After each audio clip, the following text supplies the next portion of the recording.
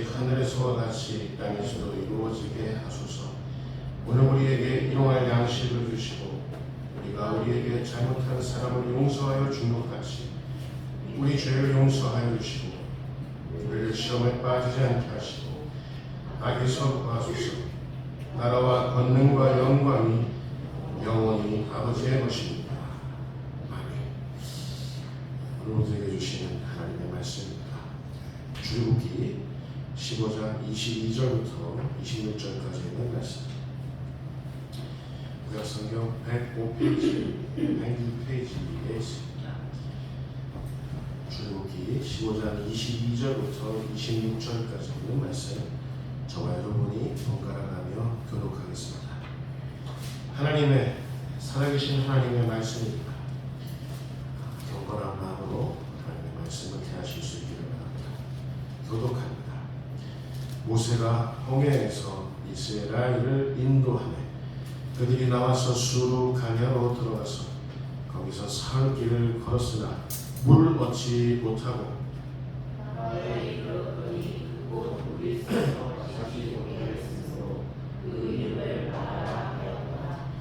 백성이 모세에게 원망하여 이르되 우리가 무엇을 마실까 하매 모세가 여호와께 부르짖었더니 여호와께서 그에게 만나를 가르치시니 그가 물에 던지니 물이 달게 되었더라.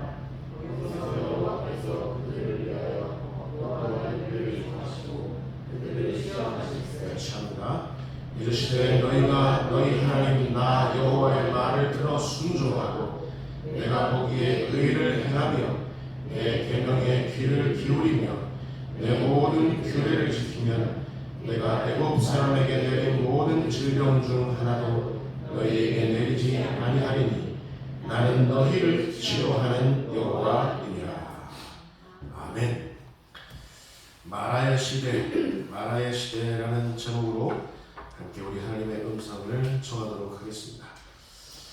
오늘 설교의 제목이기도 하지만 지금 우리는 마라의 시대를 살고 있습니다. 이 마라라는 히브리어 이 말은 쓴맛이라는 뜻입니다. 마라, 쓰다 그런 의미입니다. 지금 우리 대한민국이 지금 우리 한국교회가 마시고 있는 이 물은 그 맛이 너무 써서 모두가 다 고통받고 있다. 물이 있어서 모두가 다 고통받고 있다 그 말입니다. 주지의 사실이지만 1907년에는 평양 대부흥운동이 있었습니다.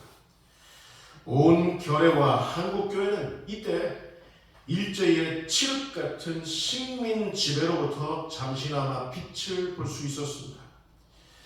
이들 대부흥의 세력들, 이 대부흥의 젊은이들은 1919년 3.1운동의 주체들이 되어서 1920년대 한국교회의 들불 같은 번영을 이끌기도 했습니다. 일제 치하였는데도 불구하고 대부흥이 있었고 이 부흥의 세력들이 일제 치하에 있는데도 불구하고 하나님의 그 번영, 한국교회의 번영의 시대를 이끌었다라는 사실입니다. 그러나 그 감격도 그 기쁨도 잠시 얼마 안 있다가 1938년 9월 10일 조선 예수교 장로회 대표들은 평양 신사에 찾아가 신사참배를 결행했습니다. 하나님께서 부흥의 번영을 주셨는데 1938년도에는 신사참배를 결행했다. 이들은 이렇게 얘기했습니다. 신사참배는 기독교 교리에 위반되지 않으면 오히려 애국적 국가의식이다라고 주장했습니다. 이때부터 교회가 신사참배에 앞장섰으니까 이때부터 교회가 친일 부역의 온상이 되었던 건 아니냐, 역사가들이 막 이렇게 뼈아픈 주장을 지적을 했습니다. 괜한 말이 아니죠. 교회의 대표들이 앞장서서 신사참배를 했으니 교회가 친일파들의 원상이 아니냐, 그런 역사가들이 지적했다는 거예요. 게다가 1941년은 어떤 일이 있었는지 아세요? 전국에서 온 교회들에게 통보를 했습니다. 헌금을 거둘 것을 통보를 했습니다. 온 교회들이 거둔 그 헌금을 가지고 뭘 했냐면 조선 장로호, 전투기 한 대를 만들었는데 조선 장로호라는 전투기를 만들어서 일제에 헌납했습니다. 그러니 교회가 친일파들의 온상이라는 이 지적은 우리로서는 더 변명의 여지가 없는 거죠. 저는 사실 아직도 두렵습니다.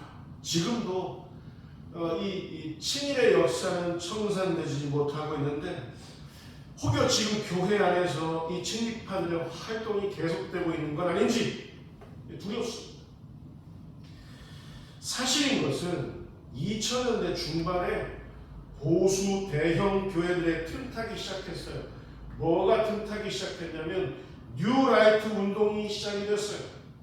이름만 들면 다들 나 그 목사님 알아 라고 할 수 있는 그런 대형교회 목사님들이 다 대형교회 목사님들이 여기 연루되었어요. 뉴라이트 운동. 이들은 대놓고 자신이 친일파인 것을 이제 대놓고 드러내기 시작했어요. 우리나라가 식민 지배를 받았을 때 오히려 그때 우리나라가 근대화가 되었다. 우리 불쌍한 할머니들이 자발적으로 나서서 위안부가 되었다.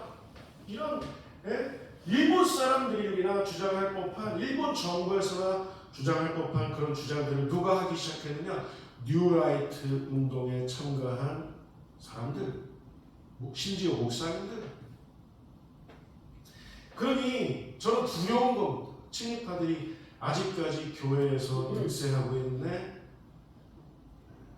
그 신사참배를 결행했던 그들의 조상, 그 조상의 식민 사대주의를 아직까지도 그들은 갖고 있네. 이런 두려운 생각이 드는 거예요. 여러분, 아무튼 혼란스러운 세월을 우리가 살고 있습니다. 마라의 시대를 살고 있습니다. 마실 물이 없어서 모두가 다 허덕이고 있는 마라의 시대를 살고 있습니다. 오늘 본문 이스라엘에게도 마라의 시대가 있었어요. 오늘 본문 바로 그 이전에 보면 홍해를 마른 땅으로 수백만 명, 이스라엘 수백만 명이 홍해를 마른 땅으로 건너는 그 사건을 모두가 다 겪었던 거예요. 좌우에 하나님의 동풍이 불어서, 바람이 불어서 좌우에 바닷물에 의해서 바닷물이 엉겼어요. 벽을 이루었어요. 그 사이로 이스라엘은 홍해를 건넜던 겁니다. 여러분, 이게 어떻게 가능하냐? 이거는 하나의 신비주의자들이나 써들어갈 법한 그런 표현인지 실제로 어떻게 그런 일이 있었느냐?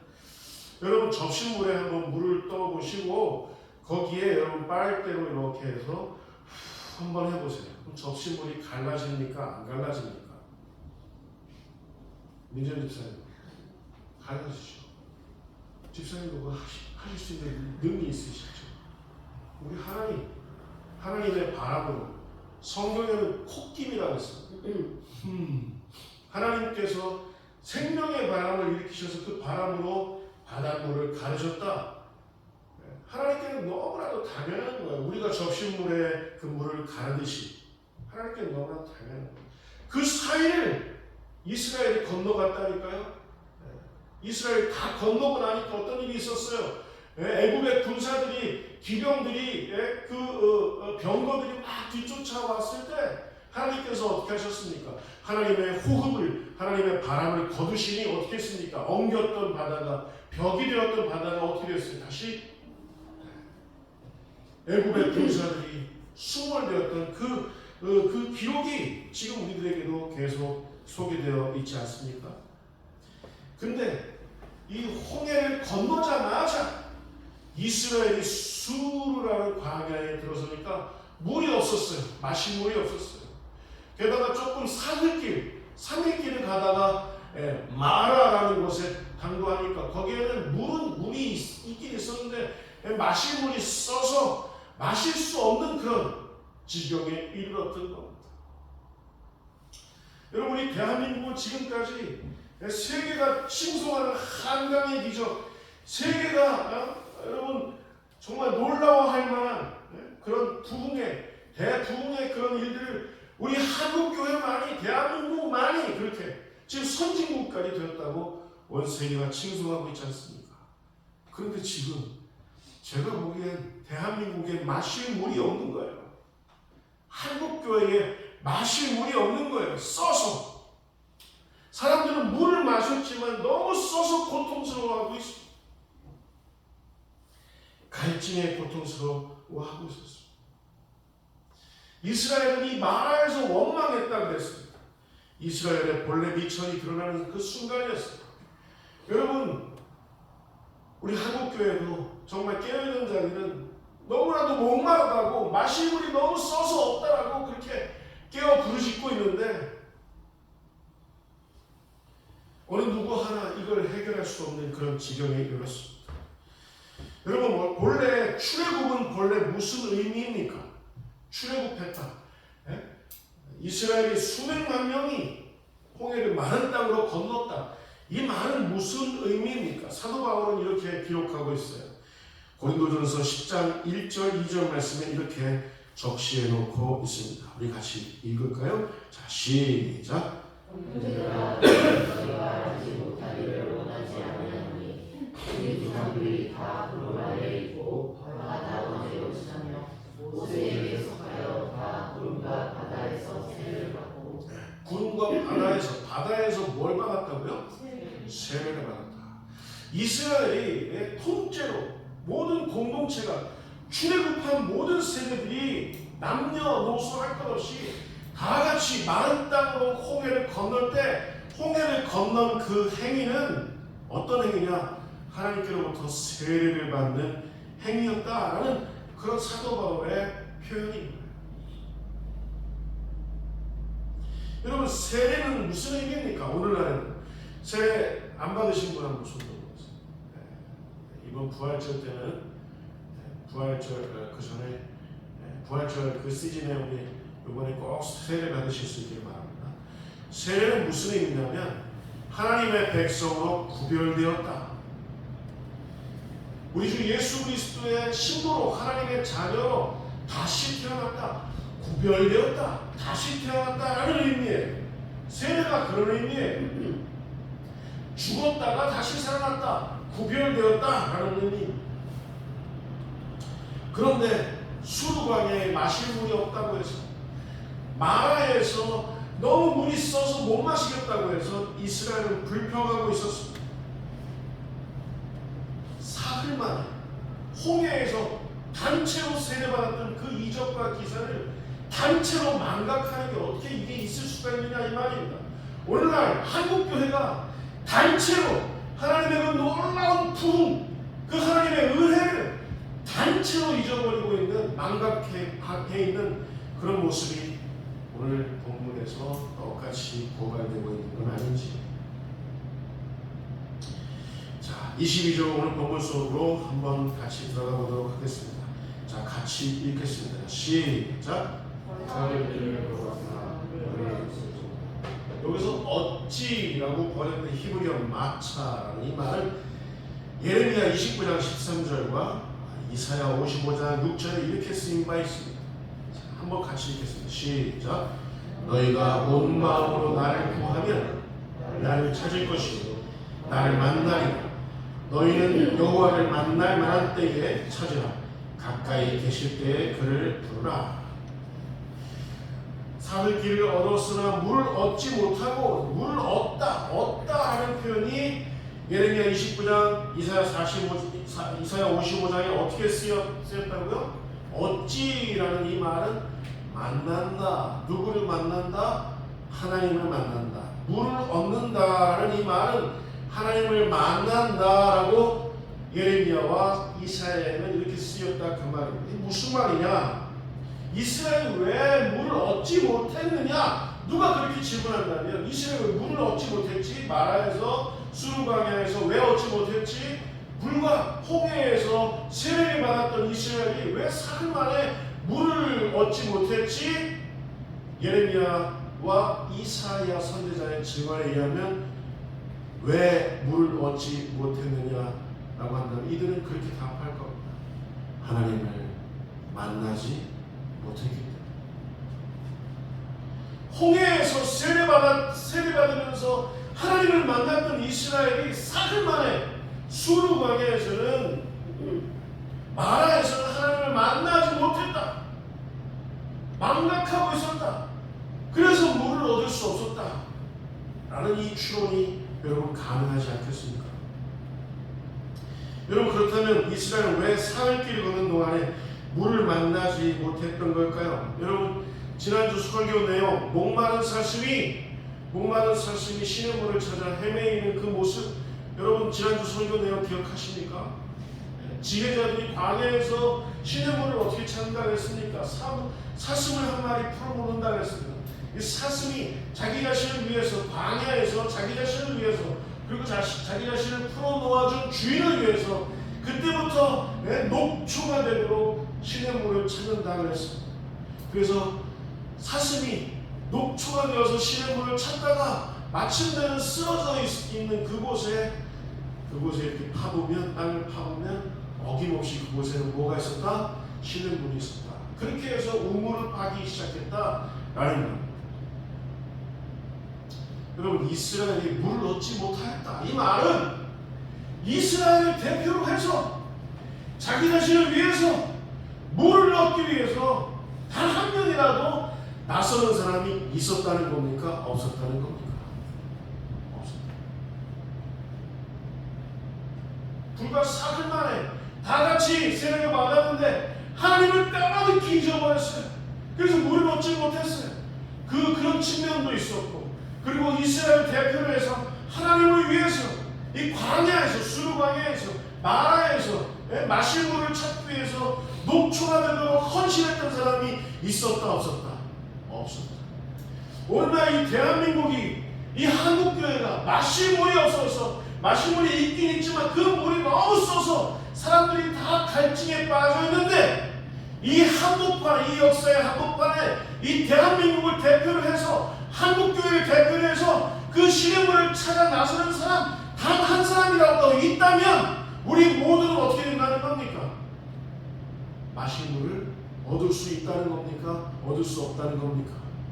여러분 우리 화평교회만큼은 우리 한국교회를 대표로 해서 여러분 대한민국을 대표로 해서 녹초가 될지언정 시냇물을 찾아 사람들의 그 갈증을 해소시킬 수 있는 그런 위대한 하나님의 교회 우리 화평교회 되실 수 있기를 주님의 이름으로 축원을 드립니다. 정우장에 있는 우리 믿음의 식구들 얼굴을 활짝 확인하면서 우리가 마실 물을 제공합시다. 시작. 우리가 마실 물을 제공합시다.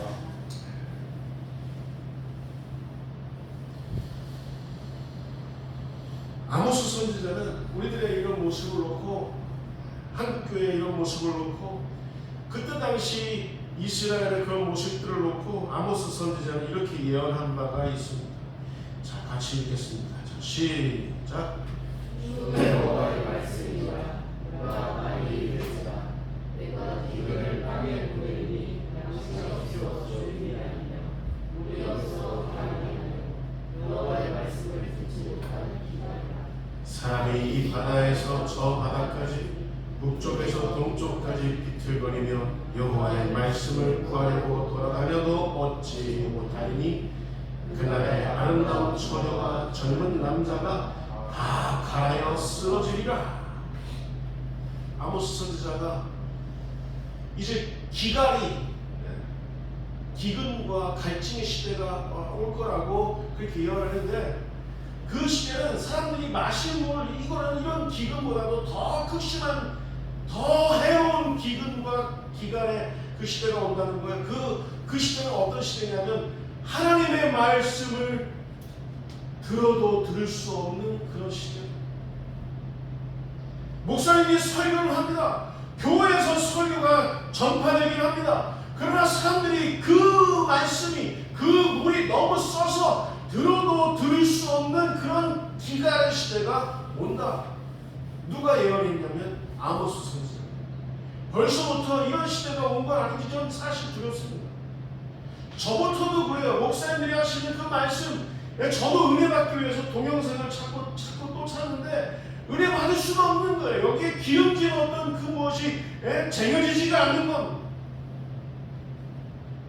왜 그러냐면 말씀을 듣긴 들어도 내가 너무 단팍해서 바꿔 얘기해요.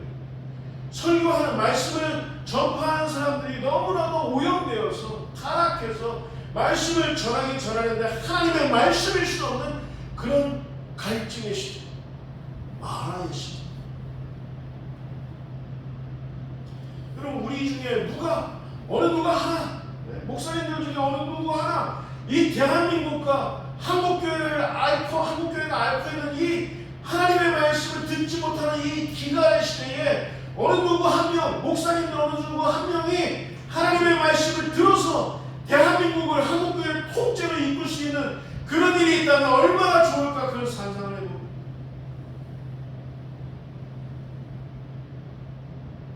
대한민국을 살리기 위해서, 한국교회를 살리기 위해서 신의 문을 찾아서 녹초가 되도록 그렇게 헌신하는 그런 그리스도인들이 있다면 여러분, 한국교회, 대한민국 망하고 싶어도 망할 수가 없는 거예요.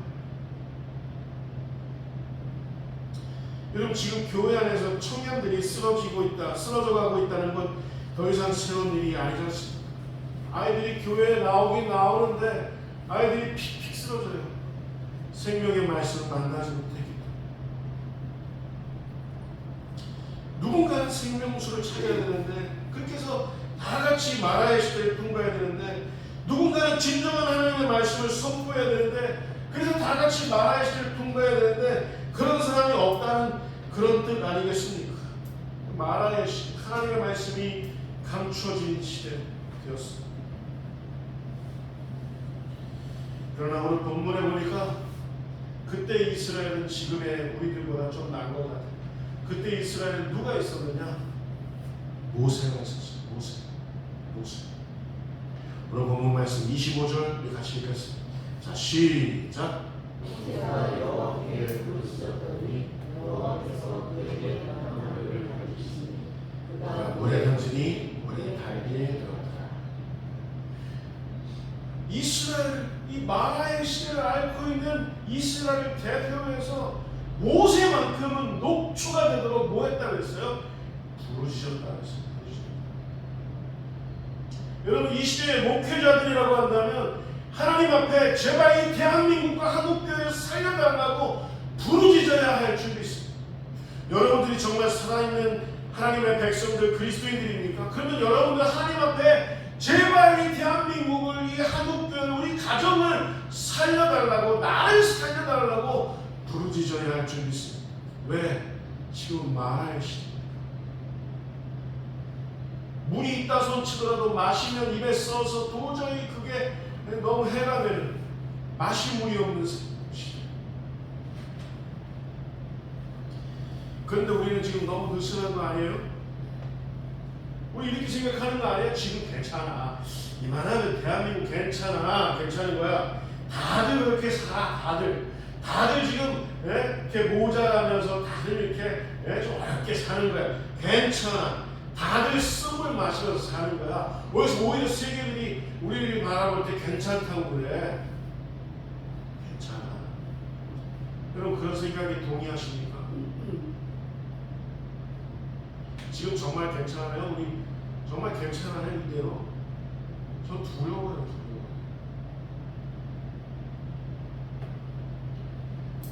우리가 간절하지 않으면, 우리가 하나님 앞에 탄원하지 않으면 안 되는 시대가 되어버렸습니다.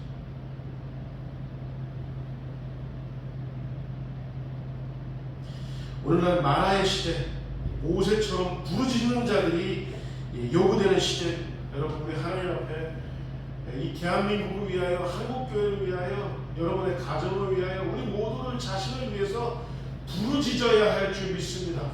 하나님 살려달라고, 내 자식을 살려달라고, 내 가정을 살려달라고, 우리 교회 그리고 한국교회를 살려달라고, 이 대한민국을 살려달라고 여러분 부르짖어야 할 줄 믿습니다. 제가 우리 그 적은 나이 때만 해도 기도원에 올라가면 이 대한민국을 살려달라고 부르짖는 사람들이 얼마나 많았는지 몰라요. 지금은 우리 같이 부르짖읍시다 그러면 너무 쌩뚱맞은 일이 돼버렸어요. 부르짖는 일이. 목사님 왜 그러시지? 요즘 우리 그리스도인들은 그렇게 안 믿어요. 그냥 조용히 이렇게 믿는 거지 부르짖고 그러는 거 아니에요. 목사님 잘 모르시네. 그런 시대가 돼버렸어요. 여러분, 우리가 부르짖으면 어떤 일이 일어나는지 예레미야 선지자는 뭐라고 얘기했는지 아십니까? 자, 예레미야 33장 2절 3절 말씀을 같이 읽겠습니다. 시작.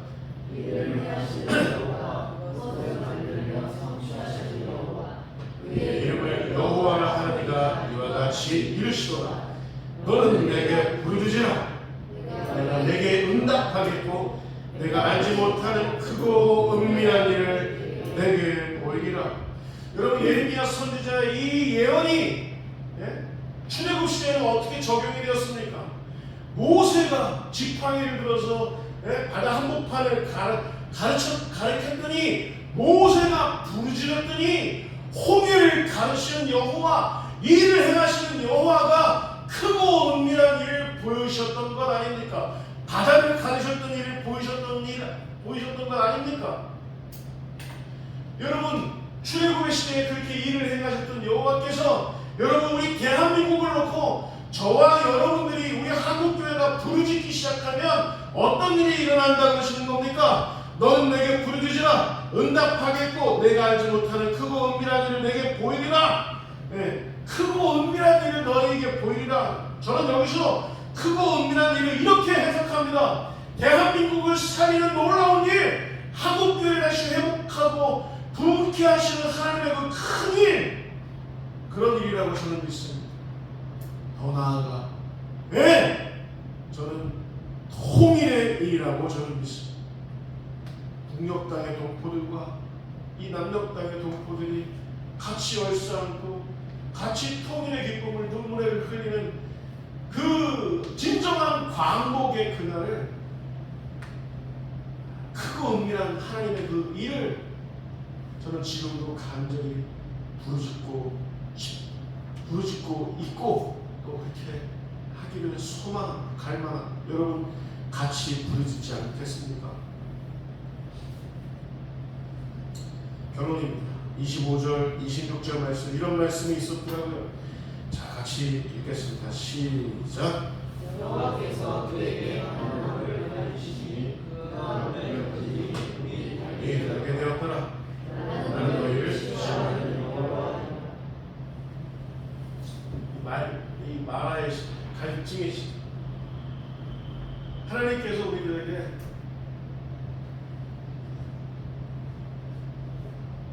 가르치시고, 오늘 본문에서는 하나님께서 모세에게 뭘 가르치셨다 그랬어요? 한 나무를 가르치셨다 그랬어요.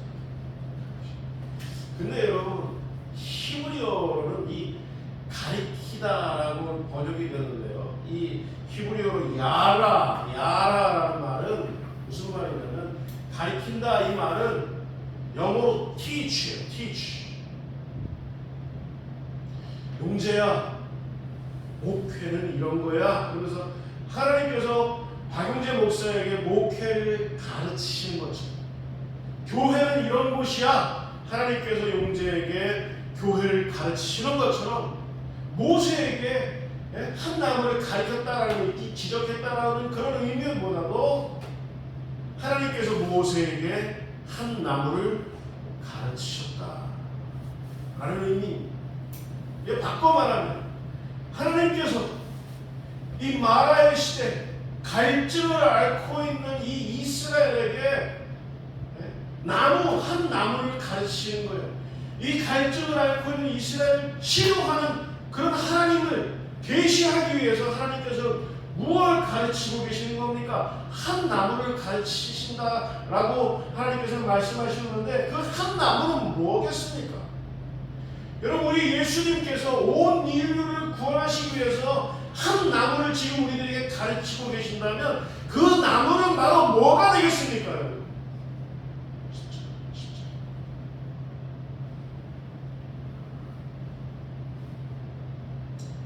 예수님은 십자가로 우리의 죄와 죽음의 문제, 과거에서도 있었고 지금도 있고 앞으로도 있을 우리의 죄와 죽음의 문제를 예수님께서는 우리 죄와 죽음의 문제를 어떻게 치료하셨느냐?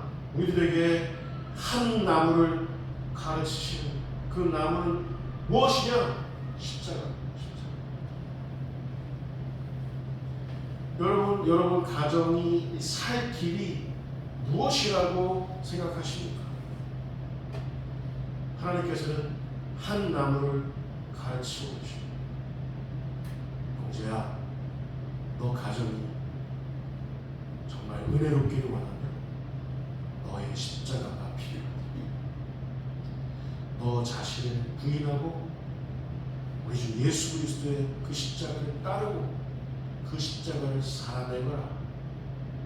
너의 가정이 살 길이다. 너희들 대한민국을 위해서, 한국교회를 위해서, 너희 가정을 위해서, 너희 자신을 위해서 부르짖고 있느냐? 이 마라의 시대 너희들의 그 영혼의 갈증을 어떻게 해소할 수 있느냐? 라고 우리 하나님 물으실 때 하나님께서 가르치시는 뭘 가르치는 거냐? 한 나무를 가르치고 그 나무는 무엇이냐? 십자가. 이 십자가를 모세가 이 나무를 모세가 어디 던졌다 그랬어요. 물에 던졌다 그랬어요. 물에 던지니까 그 물이 어떻게 됐다 그랬어요? 달게 됐다. 그리고 이 이적과 기사를 일으키신 그 하나님께서 뭐라고 당신 자신을 계시하고 계십니까? 나는 뭐라고 말씀하고 계십니까? 나는 너희를 치료하는 여호와야. 여러분, 대한민국을 누가 치료하실 수가 있겠어요? 한국교회를 누가 치료하실 수가 있겠어요? 여러분 가정을, 여러분 자녀를, 여러분 부모님을 누가 치료하실 수가 있겠어요?